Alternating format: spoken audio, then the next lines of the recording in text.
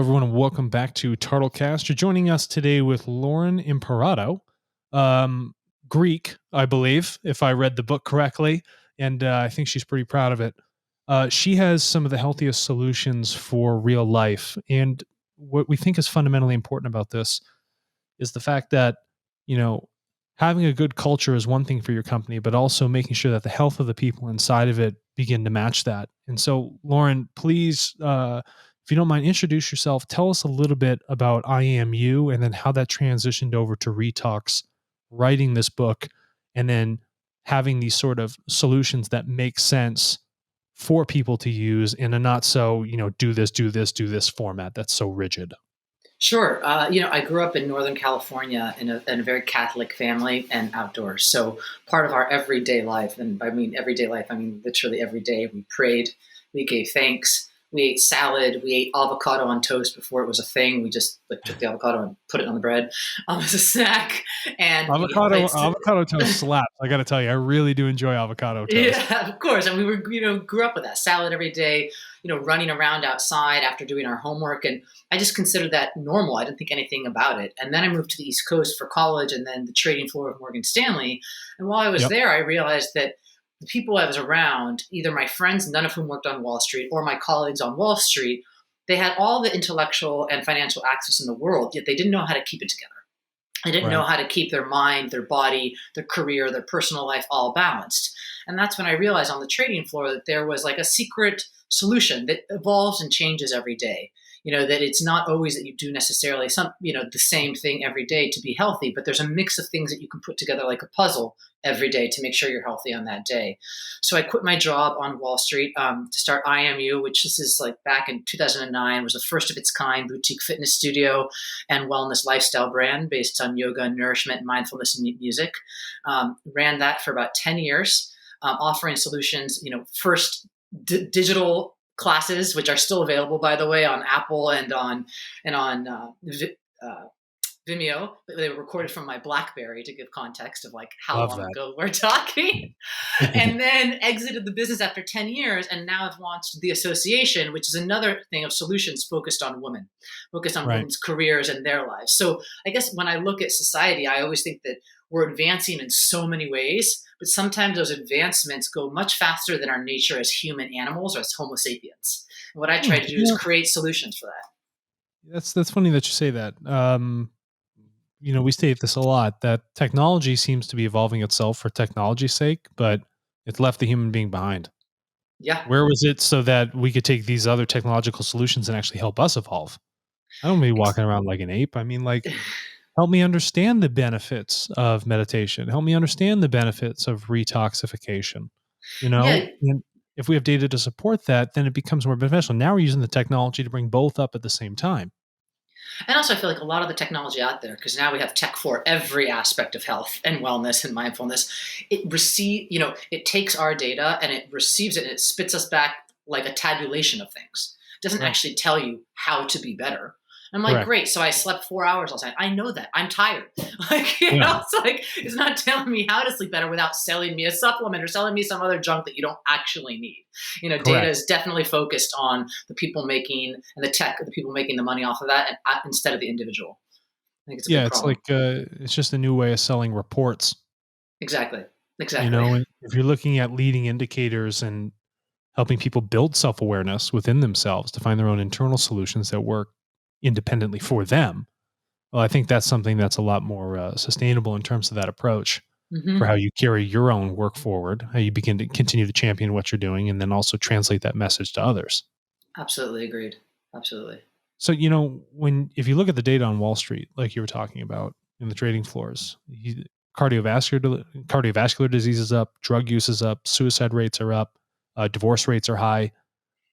How is it that when you looked at that information and you saw the people in your local experience that you were with to say, how is it that I can operationally retune their lives, not by creating a one-size-fits-all solution, but something that works independently for each one of them? How did you look at that data and then create what you have now, which is this idea of this retoxification?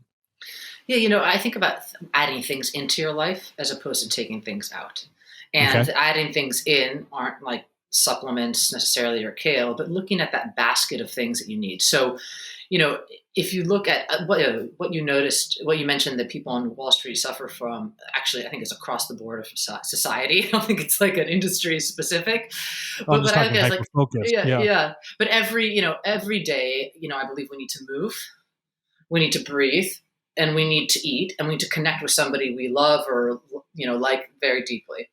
And, Hmm. some days for me, that might mean a steak and a phone call with my mother and a run. And other days that might mean a massive salad and boxing and a text message with my friend, who lives in Spain. And that Yep. shifts. And ditto, I think that, where I've gone from like that idea of retoxing of the mind, body, soul, now into the association, which is about your career and your personal life, things aren't the same every day because life changes so quickly. Right. Right. And I think the more companies try and provide this one stop shop solution to being better, the more they're missing the mark. I think that we have to look at ourselves as humans. We're different every day. Our cells are different and they regenerate, they change. So it's about being flexible and being able to pivot within that day. I think is really important. And And within so that week. is that when, you said our habits need to change? Is that about changing the habit of self-awareness, about knowing the dynamic nature?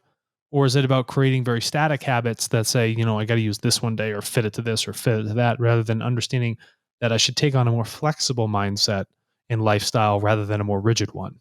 I absolutely believe in the flexible mindset and lifestyle.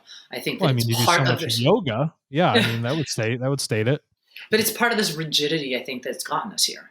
It's this idea of having to adhere to this one doctrine, quite frankly, of health or fitness or wellness or mental approach, or having to listen to 7 articles a week or whatever it is. Everybody has their own little boxes that they put themselves under, and I understand that because society can be really overwhelming. So for many people, the more structure you create around it, the better. But oftentimes that structure limits the development of a human as a person from the That's inside out. correct. Right? The structure is from the outside in, but we need to think about life from the inside out. Well, I think Lauren, I think we're also getting bombarded. I mean, how many meditation apps are there? I mean, it's constant us trying something new, never executing, and just looking for that next new thing, whether it's a supplement, whether it's an app, whatever it may be. And so then we're just constantly getting that endorphin hit and never having the discipline or the ability to be able to make these daily lifestyle changes, like you said.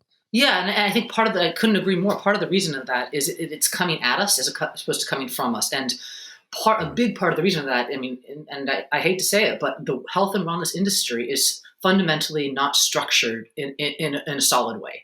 Meaning the health and wellness industry makes money by keeping us sick and unwell and sad and depressed and awake. There are actually ways to make you better. I mean, whether it was in my I.AM.YOU decade or now with the association, I would rather make a difference in a customer's life and then off they go, right? And have them tell other people as opposed to have them be a repeat client. And that is an untraditional approach, but all of the health and wellness fitness industry, all of it, most of it, is based upon keeping you in that cycle, Well, keeping you to buy the next upgrade, the next app. you're It's not right. about actually Because making you better. well, that cycle means that you have the data shows that I can continue to generate income by keeping Exactly. people sick. And I've always taken the sort of the counter approach, which doesn't seem logical on onset and on paper, but I think it builds a much stronger brand community and changes society. And when you talk about this sort of change, I read here that eliminating life's pleasure for the sake of purity. Can you how would you first of all, how would you define pleasure, right? And how would you define purity in that sort of sense for what you are seeing today? So I've seen this trend, and I don't know if you've seen it, but it's been developing over the past really 6, 7, 8 years, where there are people that believe that by eliminating their favorite pasta and their favorite cookie and their hour extra out at night with a friend at the bar, that they are doing good for their body and life. And sometimes that's the case, right? Sometimes we do. But there's this image of like, you can't have any of these things. I say that things in quotes, by the way, have been around many for hundreds and or, if not 1,000 years, like bread. Yeah. And that's going to make, you have to like cleanse that out of your life to advance.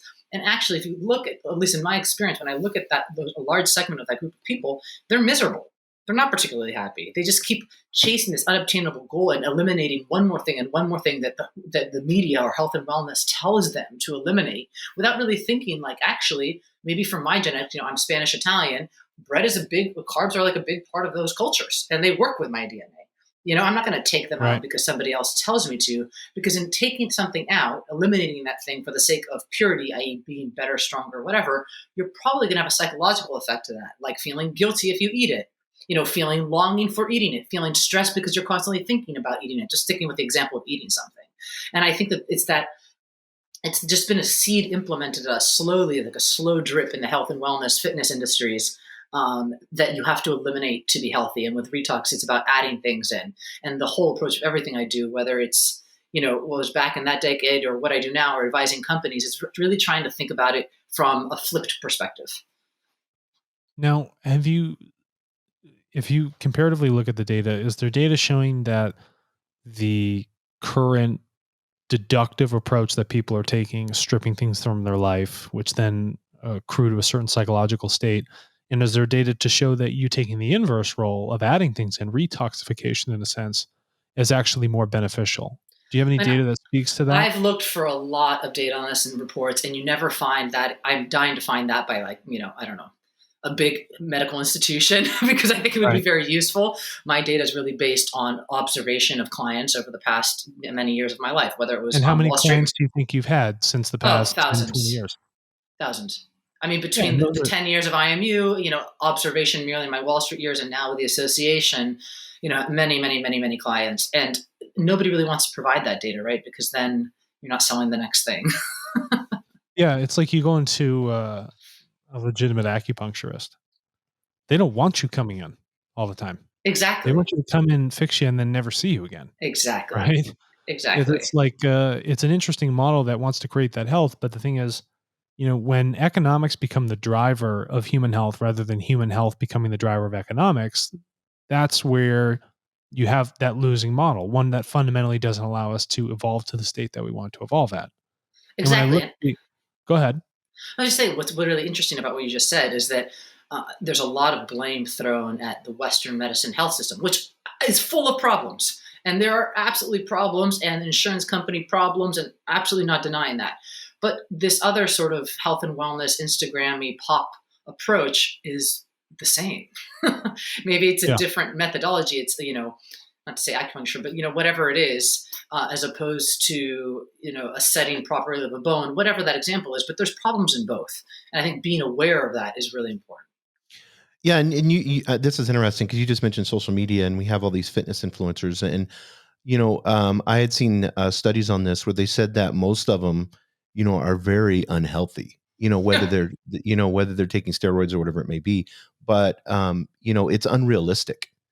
But yeah, you see these, especially the younger generation, they're basing everything, whether it's been airbrushed or whether they're taking performance enhancing drugs, whatever it may be. But internally, it's extremely unhealthy.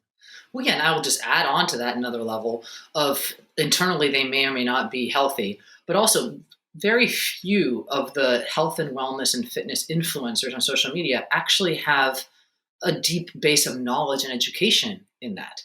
Mm. And I think that's a huge part. Like, science, we are a biochemical being, right? We're an organism. There is science that's related to that. And I think from the basics of anatomy, you see some of these exercises that they put on Instagram. I'm like, that is a horrible idea for your knees. Or like, no, that exercise actually doesn't help your glutes at all. It just helps your hamstrings. It's like these little basic things. Or like, no, you should not be eating that acai bowl because it's a massive sugar bomb. It's not healthy for you.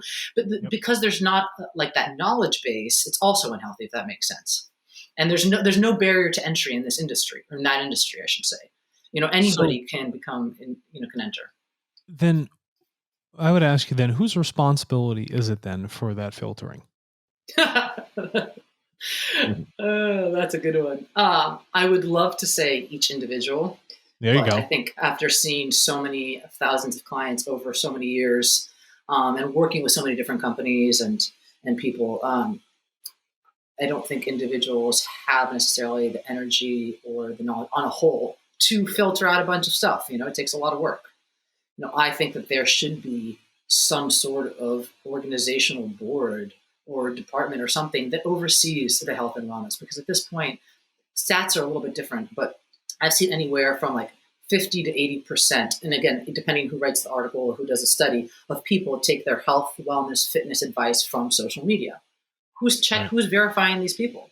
Like the little blue circle from Instagram? No, they're going to give it to everybody, right? Like it's just a game. That's just based on users. Yeah, exactly. There should be some sort of like governing board in my mind for this industry.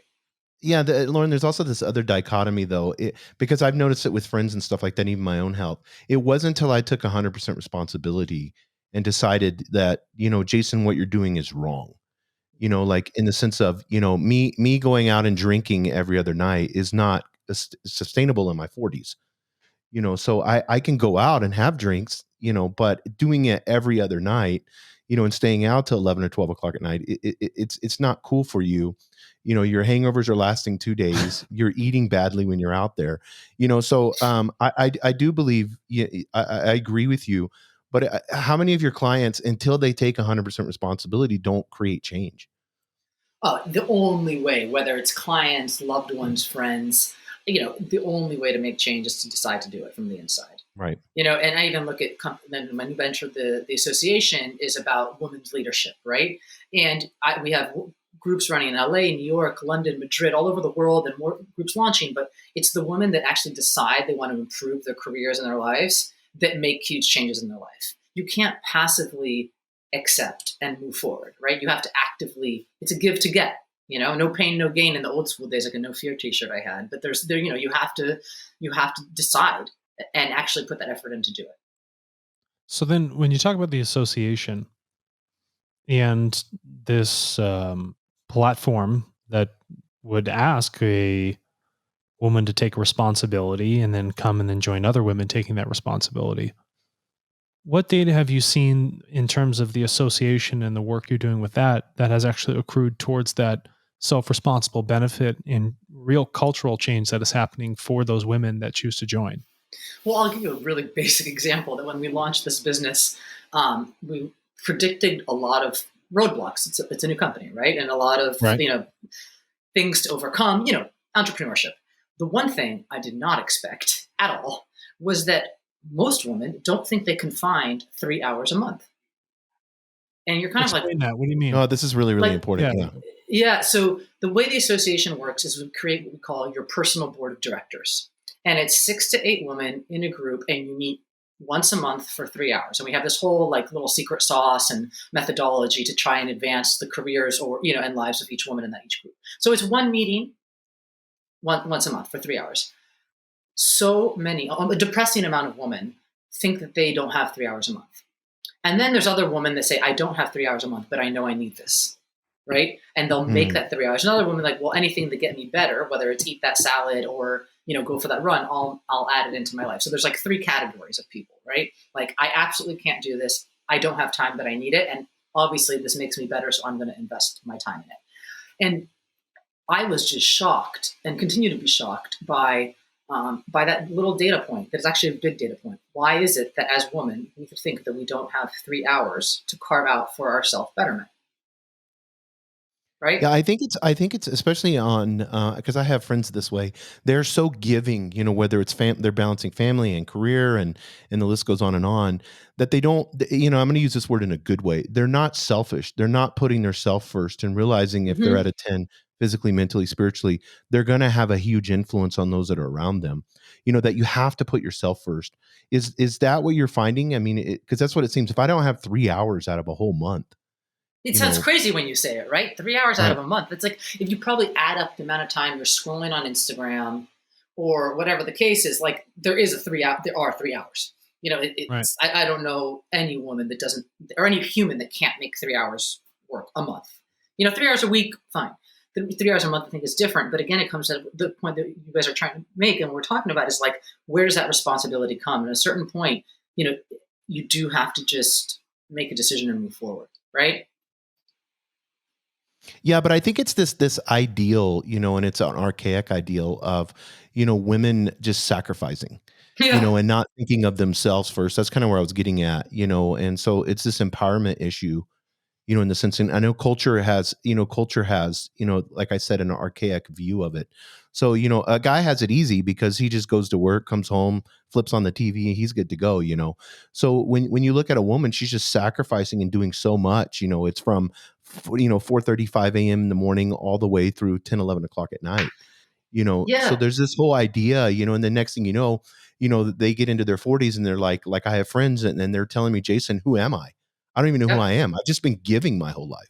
Yeah, it's interesting the way you said about the word sacrifice and just giving my whole life. You think about how, like, I mean, I love my husband. We don't have kids. We've been together for almost 19 years. We decided to not have kids at this point. Maybe we will. Who knows? But, and he participates. But yet, he'll be watching the NFL draft or reading a really Right. cool article about some really cool innovative thing, and I'm chopping the vegetables. And it's not to say that that's right or wrong, but yet those are like the 7 minutes chopping the vegetables when I could be reading an article on something, right? And I think that women, to use your word, we don't realize that we're sacrificing in those moments because we just do it, right? Right. Like, I want to eat this tonight. I'm going to make it. Like, I don't even think about it. But And when he's you, just a secondary effect. I mean, he gets to enjoy it what I want to do. yeah, but then you're like, wait a minute. I could have learned something in those minutes, Yeah. Well, I mean, like or last time I networked was or whatever. listening to a podcast while I was trying to chop vegetables, I took my finger off. So I've been trying to maintain a little bit of focus. You Just know, stir during those podcasts. yeah, just stir. Choose something that's really low risk for me. Now, I got a question then. For the association, do you carry over a lot of the same stuff you talked from a Retox lifestyle into sort of the practices and what I would call a more appropriate selfishness that's required for women, Yep. um, through that practice of what you guys are doing across the globe? Well, so it's actually a really, really good question. What I've been thinking about as we develop the brand and the messaging more and more is, I think when I quit my time at Morgan Stanley to launch I.AM.YOU, it was very clear from the onset exactly who I was going to target, what I wanted to focus on. I'd already been studying all these things and gotten degrees and and all the rest. And that was very health, wellness, as we're talking about focus. And the association, the short answer would be no, but then that's an incorrect answer because everything one does in life and in their careers is layered on top of each other, right? So where, the I.AM.YOU Retox years were more physical, they were more about the body and the mind and, all these sorts of things. The association is more, okay, if we get that into shape or whatever, but this is more about your career and your personal advancement. So it's almost like it's like an evolution in a certain sense. It's Yeah. like the next level. It's more the intellectual side, the brain side of the female, the go-getting side of the female. And do you feel like what you're doing is also matching sort of a cultural shift that's happening globally, or is this isolated to one specific country? No, no, absolutely. I mean, I think first of all, we've seen how many women have left the workforce, number one, but since COVID started. But even in another sense, when I was on Wall Street and when I was in health and wellness, I didn't really have a group of people I could go to for advice. Everybody says find a mentor, but let's be honest, finding a mentor is difficult, and finding a Yep. mentor that's going to invest time in you is difficult. And then we all come up with One challenges. that can give you 3 hours, right? Yeah, exactly. And in the sense also, it's like when you have a problem in your life or in your career, right? Who are you going to go to? You have your friends, maybe your therapist, maybe your mentor, maybe your loved ones. They all kind of know you and they know the setting you're in. So most likely we've seen, and the evidence and the data that we've seen, they give you advice within a certain range. But often the things that you really need to hear are in these 5% good and bad. And it Mm. takes someone outside of your actual surroundings to be able to just lay it on you, like lay that Yeah. truth on you, and that's when the change happens. And if you look at some of the most powerful leadership and growth organizations around the globe, one particularly extremely powerful, they have usually single digits amount of females in them. So we keep talking about equal pay, breaking the glass ceiling. And I started to look at it and look at all these amazing females that would come to I.AM.YOU and be like, wait a minute, they should be in the C-suite, but there's a step before that. You got to get there. And it's not just about like finding a mentor, and reading leadership books. It's about the little changes, the little tacks you make, and sometimes, and having people around you, because we base the association, it's no advice, it's about shared experiences. The way we base our little secret sauce, the truth comes out, and you're not told what to do, but you come to that decision, and it's because you have other people willing to go there with their information. This is interesting. It's like the other half of the equation here. We recently had Jeffrey Bowman on the podcast, and he runs a company called Reframe.io. And what they try and do is, they succeed at doing is looking at the culture of a business first, and they reframe the culture to be diverse and inclusive rather than just trying to hit a metric. Mm-hmm. That opens up the door for the opportunity. And what you're saying, if I understand correctly, is that you now help reinforce to other women out there all across the globe. Now that the door of opportunity is there, let's go take the steps to grab that opportunity and be that C-suite. Let's do it. Exactly. Now that there's a shift that is occurring, the opportunity is calling. We need to take that opportunity. Am I understanding that correctly? Absolutely. It's like, we have these personal board of director meetings of 3 hours once a month, and each group, around the globe operates. And it's like, okay, I'm presented with this challenge at work or this opportunity. How do I proceed? How do I think about it? And then, because we compile the groups very carefully, meaning we don't have people from the same industry. Everybody from their industry speaks to their experience. And then the person with that opportunity, that challenge, can then create their own path forward, right? With sort of shared experiences backing them.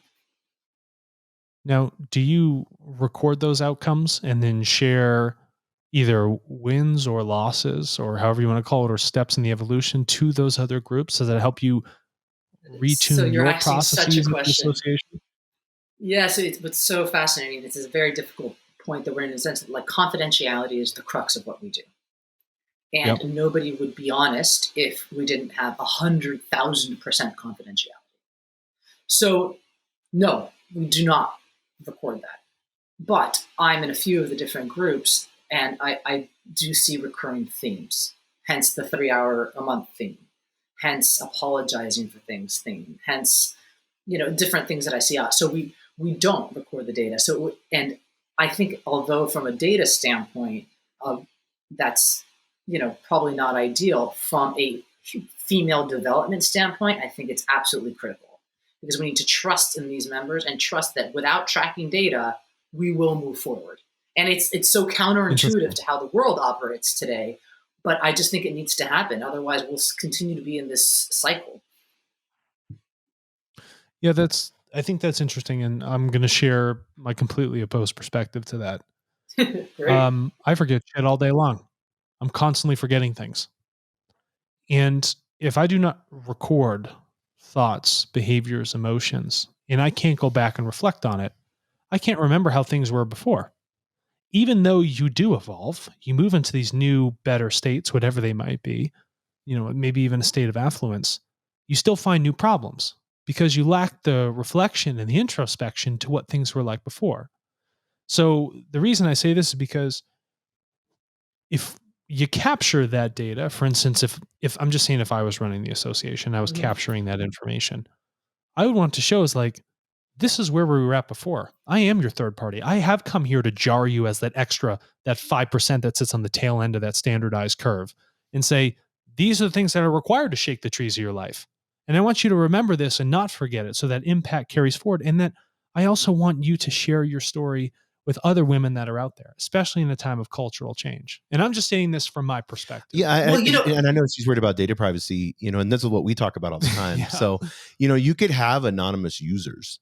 Correct. And then everybody be anonymous. And then from there, ask questions in an anonymous format. Well, actually, all these conversations go together because, I, as the, co-founder and CEO of the association, don't record it, but the members do. So again, this goes back to the personal responsibility standpoint, right? Mm-hmm. Each individual member is recording their growth, and we're actually about to launch a pretty cool tech platform related to that. But I, as the CEO of the company, don't record. That's more. All right, listen, that's more clear. Okay. Right. So I Now should I have get been it. really much more clear about that. But yet Yeah. So I'm again, just saying, but some nobody's members recording still anything. I report mean, their like, growth, right? I'd walk in and I'd walk out after one meeting and be like, that's it. I'm solved. And I'd be like, well, how do you know? Where's the measurement? You know what I mean? So Yeah, like exactly. that's But it does go with that data thing, right? And it goes back to that personal responsibility point, that desire to change point. correct. I could, sure, it'd be great if I could record everybody's data, but I'm not doing that, right? Yep. It was up to each person to record their evolution. And then I think the change is much more powerful, right? Because if I take a report card and then come back to the person with a report card, that kind of sucks, right? You feel like you're a kid in school, and what's the Yeah. difference? Don't tell me I got an A or, well, for my case, C minus D for just about everything in my life. Yeah, it centralizes it too and makes you the authority Right. instead of them having the empowerment inside of them, in these decentralized groups that you have set up. Yeah. They should be self-recording and then self-reporting if Right. they choose to do so. Yeah, if they choose Exactly. against their sovereignty. That's where it is. That's where it lays. And That's that's awesome. much better from a confidentiality standpoint as well, right? And a privacy standpoint. Oh, I think that's Well, Lauren, I want to ask you this. We'll just have a couple more questions because we're at 30 minutes. But I want to ask you this. What are some of the things that you have seen, in your experience? Because, you would be an expert in this, that, executives, especially women, some things that they can do. And I know you probably get asked this question a ton of times. Some things that they can do or some things that they can change, if we could leave some value, like I said, especially with women. Yeah, I think the first one is I wrote about this actually in my book, and it's absolutely carrying over now to the association. Yeah, work-life balance does not exist. This whole idea of this like Greek Roman like balance, it doesn't exist. Work-life balance is something that morphs and it changes every day. And the more you stress out to find work-life balance, the less you're going to find it. Some days I might be working 12 hours and be crunched to like make that dinner and do that workout. And other days I might I might be working 6 hours and I'd spend much more time for my personal development, which by the way, might turn into that really creative breakthrough thought. And some days I'm very family focused and some days I'm very insular and some days my workout is an hour and 20 minutes and other days it's 30. It doesn't exist in that way with that recipe. So I think the number one thing that's important for females to hear and executives of all genders to hear is that give up on trying to find work-life balance. Find a way to move, to nourish yourself, to talk to somebody you love or text with somebody you love, every day and breathe every day. I would say number one. And then the other thing is, and something that I continue to work on, especially is, you miss 100% of the shots you don't take, right? And you have to ask to get. And it's okay sometimes to ask for more. What's the worst that's going to happen? You're going to be told no? Okay. But if you don't ask, you never know you're going to know. And I think that as females, we're always for whatever reason, we tend to be afraid to ask for something, and this is something I watched myself go through on Wall Street and through all my career negotiations in the health and wellness world and all the advisory work I do and now, and even negotiating, fees for a lecture or a talk, like I would just accept as opposed to ask. And I think that is a fundamental change that we as females need to make. That's amazing. Well, Lauren, first of all, thank you for coming on here. And again, what you're doing is not an easy task, but the fact that you're opening up those doors to the conversation means you open up a level of educational access for women in specific groups to come in and have that dialogue, not only with others, but also with themselves. And that's something that is absolutely worth applauding. Thank And you. Thank you if very much. they do want to find out more about the association, how would they do that? They go to theassociation.us. And they will find a very simple page, and we are actually building some really cool stuff. So they go to theassociation.us and get a little bit more information or send us an email at team@theassociation.us. That's awesome. Well, listen, Lauren, thank you so much for coming on to TARTLEcast. This message will be heard far and wide, and we just want to keep championing you to do what you do. So thank you again. Thank you for having me.